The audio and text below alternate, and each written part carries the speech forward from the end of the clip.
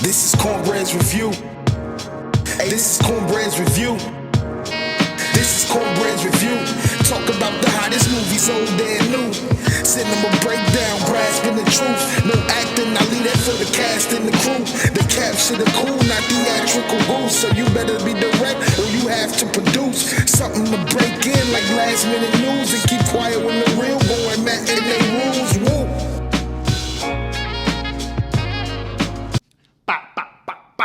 Yo, welcome back for another episode of Cornbread Movie. Finish it. Review. Thank y'all, man. Make sure y'all like and subscribe to the channel. Hey, told y'all every week y'all already know the deal, man. Just make sure you share it, please, and make sure you subscribe. I appreciate that, all right? If you're new to the channel, understand I do each movie review in 5 different categories, all right? 5 of them.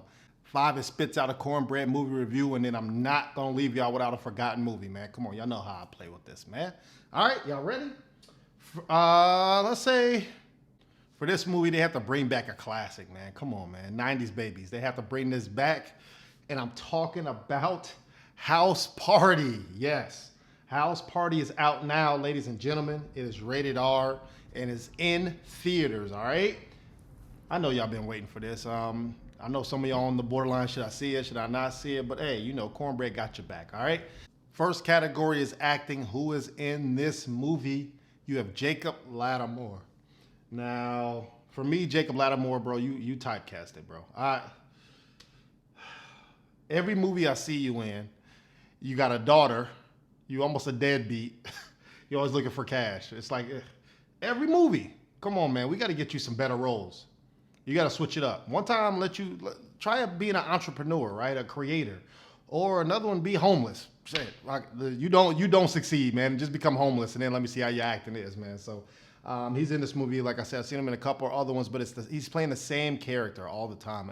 So I need his role to advance in the next movie I see you in, all right? Also in this movie, Tasin Cole, I'm sorry. I haven't really seen too many acting roles from him, but he plays, let's say, the douchebag, man. He plays the asshole. He plays, basically, he's play in this movie, all right? So he's one where he's the Ponzi scheme guy, the rip you off guy that try to finagle to get by, but he broke too. He's barely making ends meet as well, okay? So for acting for them, very, very middle of the road. I think Jacob did a little bit better job, maybe because he has more experience. I would say as a whole, great job on casting. Whoever directed this put certain characters in the best light for them. 2 standouts that I'm gonna say, DC Young Fly, hilarious. He basically plays Martin Lawrence if you've seen House Party, right? He plays the DJ and he does some other stuff, so he's pretty funny. And then I'm gonna give a special shout out to Kid Cudi, bro. I don't think Kid Cudi really like this, but if he is, he's hilarious. A lot of people play themselves in this movie, but they might put a little spin on it, so that was pretty cool. Also, Maya. Hello from Cornbread, man. So a lot of cameos, like I said. Overall, acting is going to get a 3.5 out of 5. Not because of the 2 main characters, but I think the totality of everybody doing their job. Even if they only had a 15-second cameo, that the lines, it was funny, or was relevant to the story, then they move on to the next, right? All right, so 3.5 out of 5 on acting for me, all right? Next category, cinematography. Now, this movie's an hour and 35 minutes. Once again, I did say it's rated R. It was hard for me to find a budget for this movie, but I'm sure it wasn't that high. The film was also in LA, which is good. You know, I say LA, it doesn't mean it was Atlanta. It was really LA. So you get a lot of the gang feel, a lot of B-roll of Los Angeles, obviously. And then they were in LeBron James's house. You know, we'll get into the storytelling of that. So I thought that was pretty cool. The downfall for this is the locations. You film basically in one main location. I say 1.5 because they went somewhere. I don't want to give all the spoilers away, but 1.5 locations. So that helped and hurt you. I think you guys did a great job in the house, but you know, it hurts your creativity on what you could do. You can only do so much in a house, okay? With those limitations, you know, you had small action scenes that you could do. I liked how they had a couple callbacks from previous house party movies, which you got to pay attention to certain callbacks. And then even in Belly, they brought up the Belly scene, which if you've seen Belly, you know what I'm talking about, the major scene with that, with the black light. So I thought that was pretty cool. So that was their ways of paying homage and being creative, but filming styles and other thing like that was very standard for me, okay? So cinematography, unfortunately, in this category is gonna get a 3 out of 5. I think the thing that saved them, this is a category, or this is a part of the category that always gets underlooked, is the soundtrack. Great soundtrack. Whoever picked the songs for certain scenes or the transition, they did their thing, and that's kind of what boosted this from being 2.5. It gets a 3, okay? So 3 out of 5 from Cornbread and cinematography. Next category, storytelling. This movie was not original, let me say that. I'm gonna say it was a combination of the first and second house party. What do I mean by that? The first movie was more of, they just want to throw a house party, right? Typical high school kids, weekend, they just want to throw a house party. They weren't adults yet, so they didn't have any struggles. The second one, if you've seen it, where they go to college, they lost some money, so they had to make up that money. That's why they threw a house party at the dormitorium or wherever they were at in college. So this is a combination of that, right? So you have the desperation side and the money side, but then you also have, they're at a house party. They're not on a different location. So that sets up for this stage of this movie. So obviously not original in the story. With that being said, of it not being original, I love how they remixed a lot of things in here. Even when you had, which they were hilarious to me, let's say the 3 bullies from the first and the second house party, they brought them back, but they had certain characters. Those characters were hilarious. They look mean and vicious, but the stuff that they were saying were outlandish, and I think it fit the modern times of house party. To me, it feels like they paid attention on how the movie should flow, how we got from this part to this part to this part, logistically. Even to, let's say they have LeBron James's key, right? Like, all right, well, we're gonna make a duplicate and turn that in because that is part of our job, but we actually gonna keep the key so that we can get into the house, right? Those little nuances is stuff that I pay attention to, and I really appreciate that they paid attention to that. But one major thing that I had a problem with was where you have a guest list, and they have bodyguards, very strict. It made sense. But then the guest list didn't make sense for certain scenes because you needed the story to progress. And it feels like they forced those things to happen, but they were true to their word and what their goals were in the first half. And in the second half, it just fell apart. Even though the barriers to succeed were still in place, but they magically just fell apart right there. So I think they tried, but with storytelling, I also look at originality.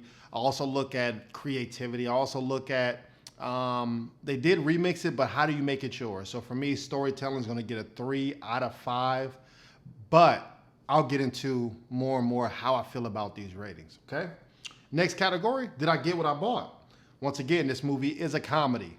I was dying, bro. Funny. I think we needed this. It's more, this is going to sound disrespectful, but this is more of brainless movie, brainless comedy, which like you can just sit back, let your hair down, unbuckle your pants. I don't know how y'all be doing it when y'all be chilling, but to me, this was, you don't have to think. Just sit there for entertainment, which I actually enjoyed. The movie cost what, $10 to $15, really standard. All the basic, the crowd wasn't really out. This isn't a 3D IMAX type of movie, so it's very standard. So I think no matter when you go, it's not like you're gonna pay an arm and a leg for the movie. Going into it, I really was like, man, let me see how they gonna do this and elevate House Party. And I really think they did, actually. I'm not gonna be mad if there's another part 2 to this movie, because I was invested in how these young men made it out of this movie, or did they make it out? A lot of hilarious parts. Even it was so many 15-second cameos, but each one hit. Each one. I don't know what the casting call was like. Hey, we need you for 15 seconds. If you're famous in LA, come on down to auditions and you get your spotlight. But funny. There was more cameos than I thought, more famous people, more taglines, and it didn't disappoint. So for me, did I give it a ball? I'm gonna say a 4 out of 5 because the expectations were a little low, but I was curious how they were going to, push this up, put it into, 2023, and I think they did that. Okay. Last category, is it a must see?